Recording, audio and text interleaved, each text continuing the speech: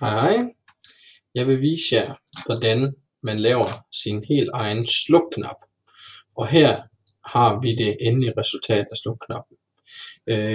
Det I skal gøre for at få lavet den her slukknap, det er, at I finder jeres skrivebord, som er her, og så højre klikker I, går ned i New eller Ny, og så vælger I Shortcut.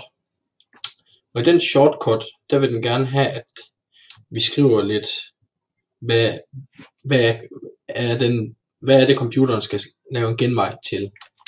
Og derfor skriver I shutdown.exe. Det er den vi gerne vil have, den henfører til den her fil her, den her genvej. Og så skriver vi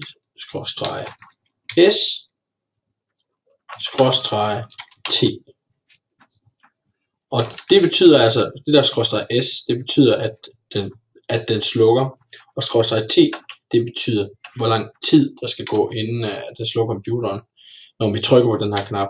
Så hvis vi nu siger, okay, vi vil gerne have, at computeren slukker efter 3 sekunder, efter vi har trykket på den her knap, så trykker vi selvfølgelig 3. Mellemrum 3. Og så trykker vi næste, så skal vi have fundet ud af, hvad den her knap skal hedde, og jeg kalder den bare sluk PC, eller sluk PC er fint. Sådan. Og så trykker I færdig. Så har I den her på skrivebordet, og lige nu der ligner den jo ikke den her, så vi vil gerne have, at den får lidt et ikon, der også ligner, at den slukker computeren.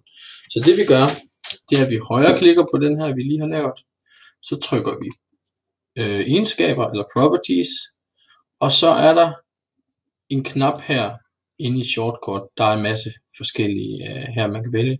Så vælger I change icon eller skift ikon, så siger den halløj, og I trykker OK, og så får I en masse muligheder, hvad for nogen det skal ligne, den her slukknap. I kan jo selv vælge, hvad det skal være for en, men umiddelbart så er der en, der ligner en slukknap her, så den vælger jeg, den markerer jeg, og trykker OK. Nu kan I se, at den er blevet ændret heroppe, og det vi faktisk bare gør, det er, at vi trykker apply og OK, og så burde den virke. Så når jeg dobbeltklikker på den her, så går der 3 sekunder, og så slukker jeres computer.